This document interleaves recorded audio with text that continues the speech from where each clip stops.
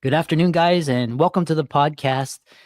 I've got a fantastic guest for our episode today, Brandon Pfleiger. He's coming out of Virginia. He's a CEO, he's an investor, entrepreneur with Capital Growth Partners, and he's going to talk to us all about the work that he does, the investments, the clients he has, as well as a broad overview of what's going on in the markets today. I'm really happy to have him on and pick his brain. So, Brandon, welcome.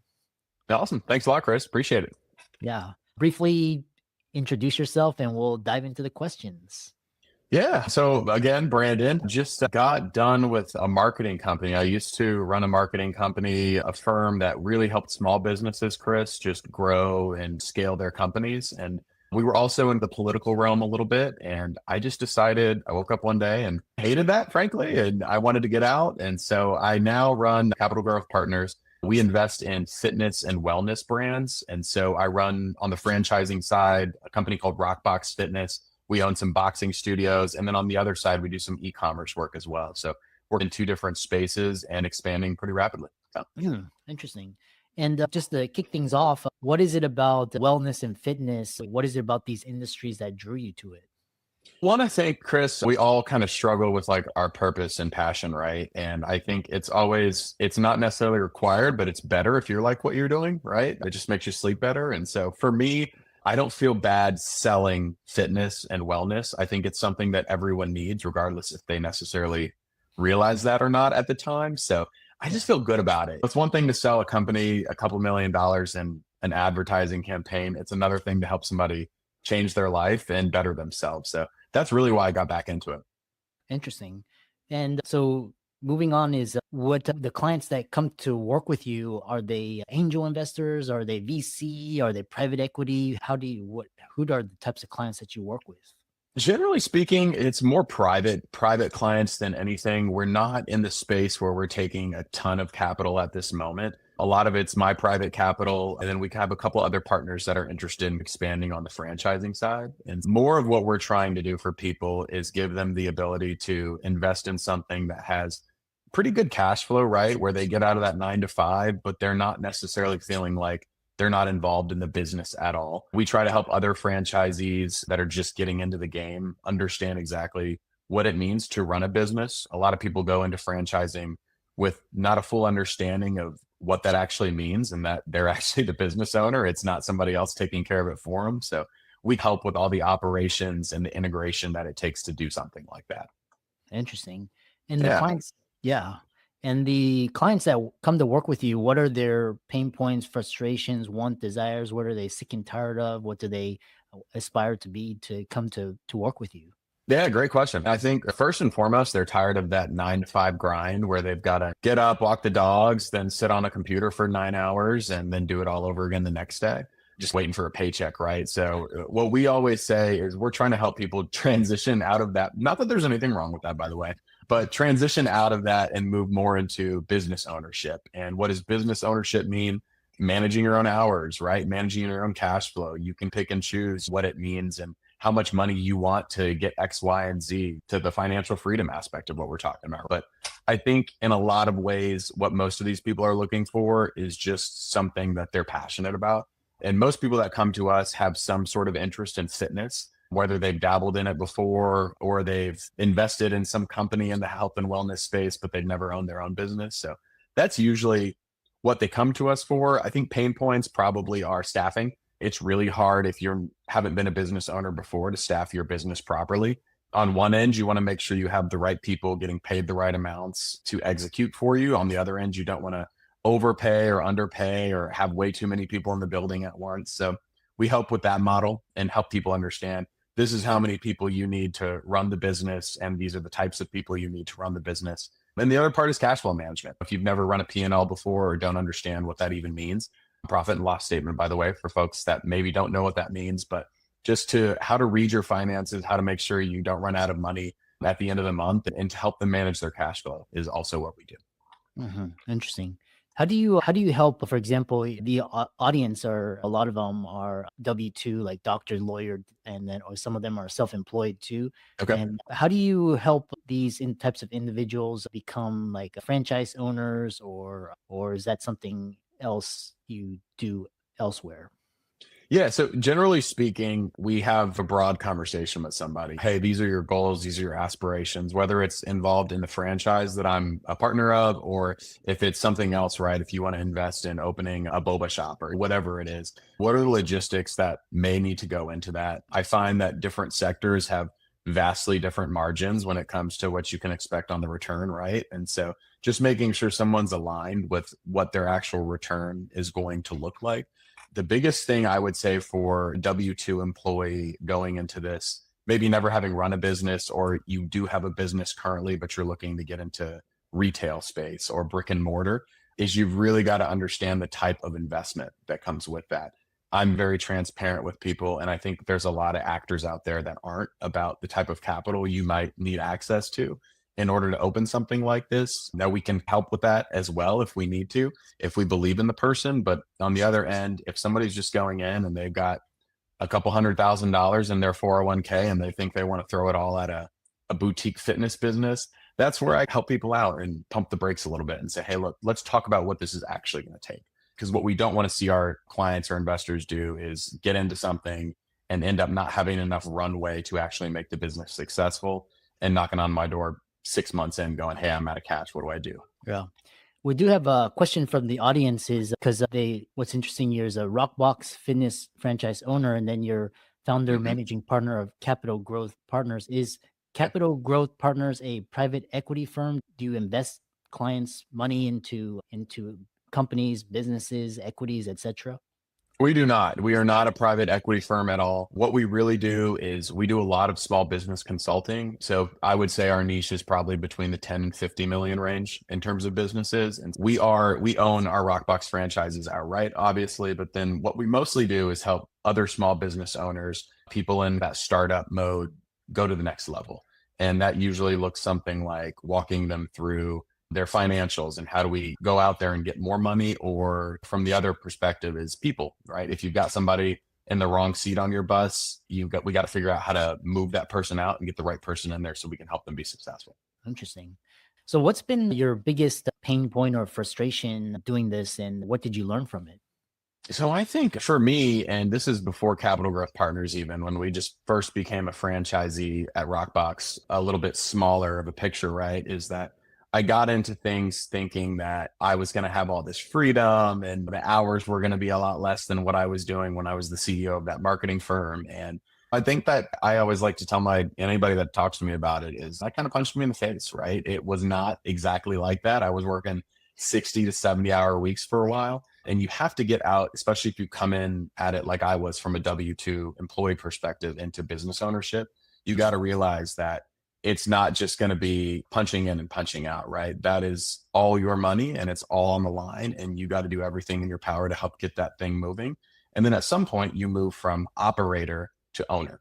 And moving from operator to owner is really hard for a lot of entrepreneurs because they're so used to managing the business and they know exactly what to expect out of their output that it's hard to give faith to the other people around them. And I struggled with that too. I had to give my team some space instead of managing the business right there and then. I've had to step out a lot. And now I'm at about 10 hours per week on that business. And the rest of it, I focus on our consulting company. Interesting. Yeah. What's because a lot of what's you talk about this shift in mindset from just operator working in the business versus working on. What's that key mindset shift to go from operator to owner? I would say aspirationally, if you want to grow your business, or in our example, if we want to open up more franchises, or if you want to take your consulting company to the next level and really expand it, at some point you have to step out and you have to start giving the people that you hire to do a job the space to do that job. And that does not mean, by the way, that you don't manage to expectations and to KPIs and to metrics, because that's what matters, right? You don't want to just say, here's the keys, I'll see you next week and see how things are going. You still have meetings, you inspect what you expect, right? But generally speaking, for me, I think that's the biggest key is really making sure you have a focus on people right away. And for those listening that maybe have somebody on their team that they're iffy about, I usually find that the people that you're iffy about, you probably already know what the right thing to do is. And you're just avoiding that conversation, right? I'm not telling anyone to go out there and fire their whole staff. That's not what I'm saying. But what I am saying is to make sure that those hard conversations you're putting off, you have to have them if you want your business to grow. Yeah. It's interesting because this podcast we've got has so many guests that have talked about like buying a business, acquiring a business, starting a business, and I see you're an entrepreneur. For those for the audience that they have capital when they're looking to deploy it, why would they like go into a franchise or like a versus just invest in the public equity markets or real estate? Why would they take such a risk? Sure. I think there's a lot of upside to franchising and buying businesses. There's a lot faster growth that comes with a franchise. Like I can just throw some numbers out there. Typically speaking, in the boutique fitness space, you're probably looking at 25 to 30% profit margins. So if your business is doing $500,000 a year, that's a small business, by the way, and you can do the math. That's decent return on that investment over time. You can make your money back in 2, 3 years, which that's not generally the returns you're going to get in the market. Right. But there is the sweat equity, as I call it, right? It's not easy to open a business to the points that we were just talking about where your time goes into it. You have to value all those things. So if you're telling me that you've got just $100,000 to invest and you're trying to decide between the markets and a franchise, I think it depends on where you want to put your time. That franchise is going to pay you more money long term, probably, than that investment might, especially if you can get it into a place where it's shooting off $10,000 to $15,000 a month. Like people can do the math on here, right? That's good money. However, especially if you can amplify that to 10, 15, 20 locations. But if you're not ready to put the time in, you still want to keep your 9 to 5 job and you just have some money you want to invest, I would push you to the markets because there is some guaranteed safety. Franchising specifically, because you asked about that, is more about some safeguards around the business. So for example, they're going to put some parameters around what you can and cannot do. And that's just to help you. It's not to stifle growth, but it's actually to help people that maybe haven't run a business before come into it with their eyes open and really make sure that they're not doing anything that's going to harm themselves or their business. And so we spend a lot of time talking about that from the franchising perspective. And I'm always happy to have those types of conversations with folks just to educate them about why franchising might be the right fit for them, especially if they have never gone down the entrepreneur journey yet. So. Yeah. Another question I have for you is what are the key skill sets? Because a lot of people I've talked to with this buy and acquire business or franchising, these kind of versus just investing in your own business or investing in yourself or the real estate, etc. What is the key skill set that'll make you successful as a either owner operator of a franchise or buying, acquiring a business and so on? Yeah, I think I have two top of mind. The first one would definitely be sales. And it's something that, particularly me coming into entrepreneurship, I didn't used to be very strong at. And so I talk a lot about this on other podcasts and wherever I am when I'm consulting my small business owners, is that you've got to put an emphasis on sales, regardless of what your business is. So for example, if you're a pest control company or HVAC services, or if you're a private equity firm, no matter what, you're selling something. You're either selling yourself, you're asking people for money, you're selling your services. In my instance, I'm selling myself to somebody to have them trust me enough to give me a little bit of money so I can help them grow their business, right? So we're all selling at all points in time. And I think too often do we put that to the side and we think that we can just crunch numbers and expense ourselves to profit. And at the end of the day, if you're not growing, you're dying. That's not to say that the back end financials aren't important, which I'm going to talk about next, but sales is probably number one for me.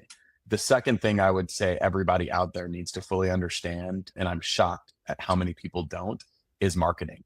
I mentioned before I ran a marketing firm, and I don't know how many times we sat down with small business owners and big businesses, right? And millions of dollars going against marketing without any form of understanding about if you're growing a business, you should be spending roughly between 5 and 10% of your total revenue towards marketing. Now, that doesn't mean just flush it all down digital marketing. There are other ways to market your business strategically. But I have talked to, even in the last week, 2 business owners specifically that decided to cut marketing off completely, and they were going to try to do it on their own and cut out their agency or whoever they were working with. And that's a mistake, in my opinion. You have to understand that your digital marketing footprint is everything nowadays. I think we see, 250 ads in a minute right now if you're just scrolling on Instagram. That would be my next thing, is really focusing on, if you don't understand marketing, get somebody in your zone that understands marketing. And the last piece I think would be financial literacy, is just understanding how to read a P&L. And at least if you don't understand that and that's not your skill set, get somebody else in there that does.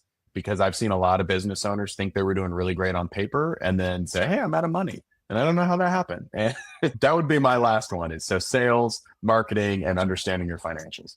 Yeah. Yeah, I know a couple of my colleagues, they're like, yeah, we had a profitable year. And then when it comes time to pay staff or pay taxes, they're like, where'd all the money go? You were profitable. Yeah. Actually, most of your clients still owe you that money. Yeah, there's a lot to it, right? Yeah. The other question I have for you is, for the audience, if they are not skilled in managing people or teams, how do they mitigate this deficiency if they're going to own and operate a business? Yeah, I will. I'll share a story, because I was just talking to one of our clients this morning about that. And this client is not very outward facing. He's an introvert. He's really good at the back end. He was rattling off all his expenses to me and how he's tightening up in certain areas. And all that was great. But when it comes down to communicating expectations to his team, he struggles a lot with that. So the most important thing I find is, if you have the ability, and there's parameters around this, but if you have the ability to get somebody in your business that is that people person, that is a very clear and cut communicator, I call them the executor or the operator, that can actually run the business, and you're more of the strategy and the behind the scenes, you need to do that. I have another story where I used to be partners in a marketing firm, and the majority owner of the marketing firm was a genius on the marketing front. But when it came to having those conversations, and particularly the tough conversations, it just wasn't a skill set. It never ended the way it was supposed to. And people left that meeting confused or upset. And so that was really my role. I was the person that comes in and communicates expectations, and his role was the one that sets the expectations and was more of the creative behind the scenes. Finding your partner in crime, I think, is number one. And if you can't do that, there's a lot of ways to improve communications. There's a lot of free resources out there on Google and LinkedIn and YouTube, but investing in that side of your business is really important, and it doesn't have to be expensive. Finding a coach out there that maybe can walk you through that, if you can't afford to bring somebody else in to do it for you. But you got to have clear communication, because you can have a wonderful business, but if people don't understand what they're being held accountable for, it'll all fall apart around you. Yeah. Yeah, and I've seen it with Facebook. Sheryl Sandberg, she's this, and then my colleague, he was just shy and introverted, could not communicate, and so they brought in a COO that can actually do the things like what you were describing. Yeah. If people wanted to connect with you and learn more about what you do at Capital Growth Partners, or learn about franchise, so like a RockBox Fitness, how could they do that? Yeah, I think that the best way to talk about the franchising side is just to shoot me a message or an email. It's at BMCKEE, and that's at rockboxfitness.com. And then the other side of it, if you want to talk to me a little bit more about your own business outside of franchising, it's actually my new last name, because I just got married and changed my last name, but B Pfleiger, Pfleiger, and that's at capitalgrowthpartnersllc.com. So best way to connect. Yeah. And then we'll go from there. And a lot of times what I like to do is a quick 15-20 minute discovery. It's completely free. And we just talk a little bit about what are your struggles, and I'll be honest if I can help or not. Excellent. Yeah. Well, I really enjoyed this conversation, and keep up the great work. And thanks so much for this episode. Awesome. Appreciate that, Chris. Take care.